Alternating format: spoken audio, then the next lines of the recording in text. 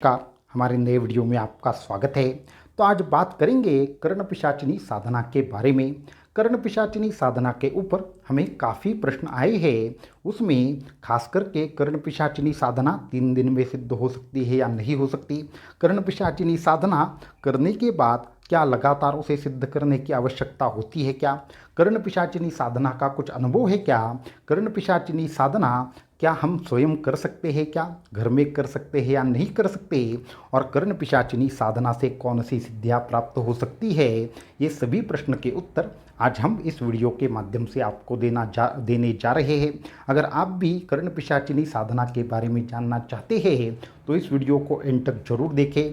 साथ में ही हमारे चैनल को सब्सक्राइब करें, वीडियो को लाइक करें और ज़्यादा से ज़्यादा लोगों तक इन्हें पहुँचाएँ। तो वीडियो को शुरू करते हैं।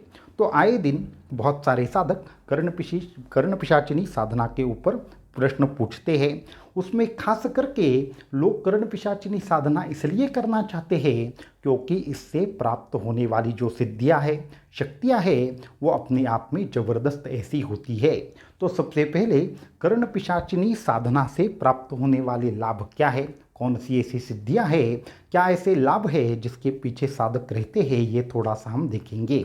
तो कर्ण पिशाचिनी भूत भविष्य और वर्तमान है उसको सटीक तरीके से बता सकती है।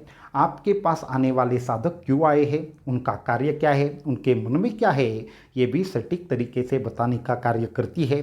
सामने वाला जो प्रश्न पूछ रहा है तो उसके जीवन की अनेक प्रकार की घटनाओं का ज्ञान, उसके भूतकाल में हुए एक प्रकार से वार्तालाप के बारे में भी सटीक तरीके से ज्ञान कर्ण पिशाचिनी बताती है। इसको छोड़कर अनेक प्रकार के उपाय हो, अनेक प्रकार की समस्या का नाश हो, उसको करने का ज्ञान भी कर्ण पिशाचिनियों के पास होता है। इसके साथ में हम और एक महत्वपूर्ण बात आपको बताना चाहेंगे कि जो साधक कर्ण पिशाचिनी सिद्ध करते हैं उनको एक तरीके से उनके पास आने वाले लोगों को आने से पहले ही उनका नाम क्या है, वो कहाँ से आए हैं, क्यों आए हैं, क्या सोचते हुए आए हैं, ये भी बताना मुमकिन है। इन सब सिद्धियों के पीछे लगकर साधक इस कर्ण पिशाचिनी साधना के पीछे रहते हैं। परंतु कर्ण पिशाचिनी साधना के जैसे लाभ है वैसी ही भयंकर हानियां भी कर्ण पिशाचिनी साधना से होती है। परंतु महत्वपूर्ण यह है कि कर्ण पिशाचिनी साधना के बारे में बहुत सारी ऐसी गलत जानकारी साधकों के पास होती है जिसके बारे में भी हम चर्चा करना चाहेंगे। जैसे कि कर्ण पिशाचिनी केवल 3 दिन में सिद्ध होती है। सबसे पहले महत्वपूर्ण बात यह है कि एक तो कर्ण पिशाचिनी जो है वो ऐसे 1 या 2 दिन में सिद्ध होना मुमकिन नहीं है। अगर गुरु कृपा हो, गुरु के माध्यम से यह साधना आपको प्राप्त हो जाए तो हाँ, यह 1 या 2 दिन में भी सिद्ध हो सकती है या एक क्षण में भी सिद्ध हो सकती है। गुरु अगर एक तरीके से संपूर्णतः सिद्ध है तो वो तत्काल आपके सिर पर हाथ रखते ही आपको यह विद्या देने में असमर्थ हो सकते हैं।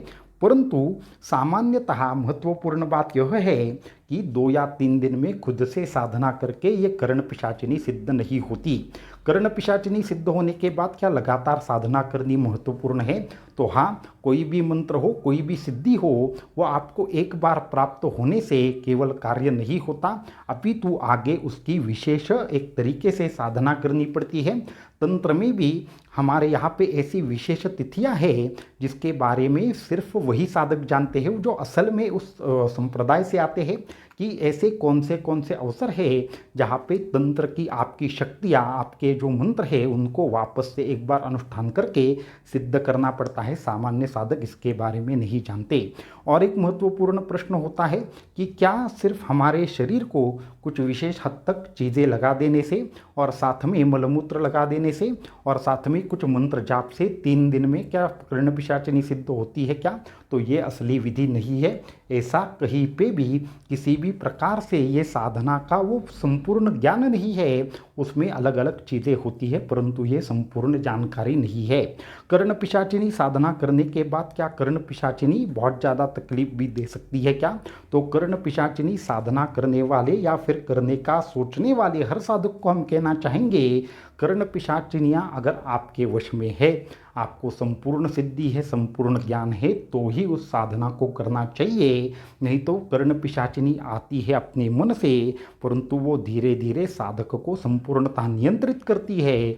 और आपने उसको किस तरीके से सिद्ध किया है, कितना मंत्र जाप किया है, कितनी आपकी उसको संभालने की क्षमता है, और आपको उसको जो भी चीज़ें देनी पड़ती है क्या आप देने में सक्षम हैं, तो ही आपको यह कर्ण पिशाचिनी साधना करनी चाहिए।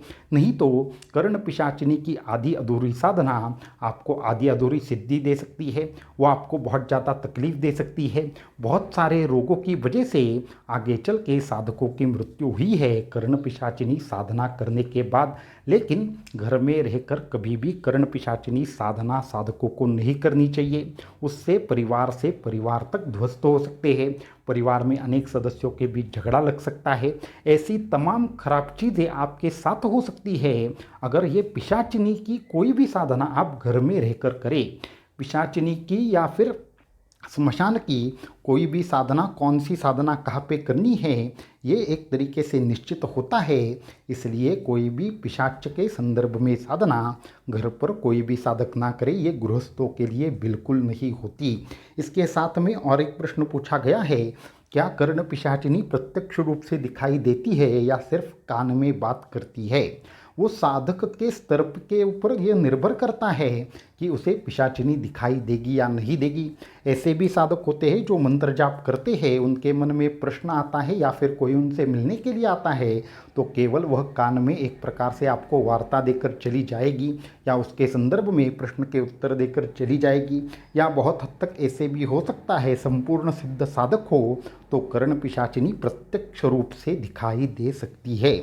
आगे प्रश्न यह है कि कर्ण पिशाचिनी एक बार आ गई तो क्या हम यह साधना छोड़ते ही अपने आप चली जाती है क्या? तो ऐसा बिल्कुल नहीं होता। हम आपको एक बार जरूर आगाह करना चाहेंगे कि ये जो सिद्धि रहती है वो आती तो उनके हिसाब से है, परंतु आप अगर उनके नियमों का पालन नहीं करेंगे, आप अपने गुरु के आशीर्वाद का एक प्रकार से अगर आपके ऊपर वो आशीर्वाद नहीं है तो धीरे धीरे वो शरीर का कब्जा भी ले सकती है। और ऐसा हमने बहुत हद तक देखा भी है कि इस तरीके से ये कर्ण पिशाचिनियाँ कार्य करती है और उसकी दुर्गति जो है वो आगे भयंकर होती है। ऐसे भी साधक होते हैं जो इस तरीके से उनकी एक प्रकार से अंत होता है कि आप सोच भी नहीं पाएंगे, परंतु उसके पीछे बहुत हद तक यही विचित्र विचित्र साधनाएं रहती है। अभी और एक प्रश्न पूछा गया है कि क्या कर्ण पिशाचिनी साधना का मंत्र जाप करने के कोई विशेष तरीका है क्या? तो हाँ, ये अनेक प्रकार से सिद्ध करने के अनेक प्रकार के तरीके हैं। आपको कौन सी प्रकार की पिशाचिनी सिद्ध करनी है, इसके लिए आपको अनेक प्रकार की विधियां हैं। 2-3 विधियां हम बताना चाहेंगे कि किसी विशेष पेड़ के नीचे बैठकर एक विशेष मंत्र का जाप करना, ये एक विधि है। चिता के सामने एक विशेष प्रकार के मंत्र का जाप करना, ये भी एक विधि है। हमारे शरीर को विशेष प्रकार के भस्म को सिद्ध करके लगाकर भी ये कर्ण पिशाचिनी साधना की जाती है। वहाँ पे अलग अलग पदार्थ का एक प्रकार से वहाँ पे उपयोग होता है। और साथ में ही हम और एक महत्वपूर्ण बात बताना चाहेंगे, अघोरी पंथ में भी एक विशेष प्रकार से और एक साधना है जिसके माध्यम से प्रेत के माध्यम से यह साधना की जाती है। और वो जो प्रेत है वो आपको पिशाचिनी सिद्ध करने के लिए मदद करता है। ऐसे भी तमाम प्रकार की साधना पद्धति है जो कर्ण पिशाचिनी साधना के बारे में वहाँ पे विस्तार से आया है। अभी और एक अंतिम प्रश्न लेंगे, क्या कर्ण पिशाचिनी साधना हो, परिसाधना हो, ऐसी साधनाएं गृहस्थ को सिद्ध हो सकती है क्या? तो हम आपको बताना चाहेंगे कि आप अगर सच में, हम आपको सभी साधकों को ये बताना चाहेंगे, अगर आप सच में सिद्ध साधक है या आपके ऊपर गुरु कृपा है तो ऐसी तमाम साधनाओं से मिलने वाली जो सिद्धि है, चाहे परिसाधना हो, कर्ण पिशाचिनी साधना हो, ये सभी प्रकार की साधनाओं से प्राप्त होने वाली शक्ति है वो आपको केवल गुरु मंत्र ही दे सकता है। केवल गुरु मंत्र की साधना से कहीं पे भी ना जाकर बड़ी बड़ी साधनाओं का फल अपने आप ही आता है। अगर हम सूर्य उपासना की बात करें या गायत्री उपासना की बात करें तो हम आपको बताना चाहेंगे गायत्री उपासक के स्थान में कोई भी पिशाच या फिर कोई भी बाहरी शक्ति खड़ी भी नहीं हो सकती। इतनी ज़बरदस्त तरीके की साधना है। अगर आप कर्ण पिशाचिनी जैसी साधना करते हैं तो आपको कोई भी सात्विक उपासना का कोई भी अधिकार नहीं रहता। साथ में ऐसी जगह पर अगर साधक चले जाते हैं जो अत्यंत पवित्र है, कोई भी सिद्ध महात्मा हो, तो तुरंत ही साधकों को बहुत ज़्यादा एक प्रकार से तकलीफ होना, हानि होना आदि की एक प्रकार से उनको अनुभूति आती है।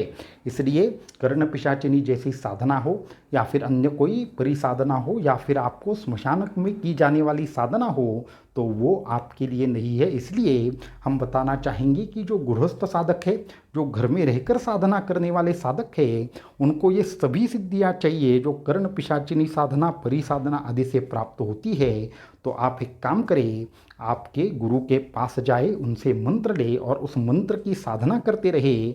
भगवान दत्तात्रेय 64 तंत्रों के एक प्रकार से अधिष्ठात्री देवता है।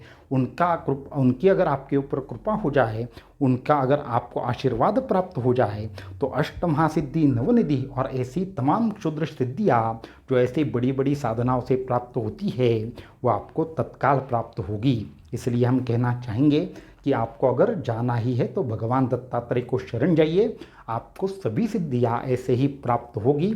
हमारा जो दत्तमाला मंत्र है दत्त संप्रदाय का, उसमें भी यह कहा गया है, सर्वतंत्र स्वरूपाय, सर्वमंत्र स्वरूपाय, सर्वयंत्र स्वरूपाय, सर्वपल्लव स्वरूपाय।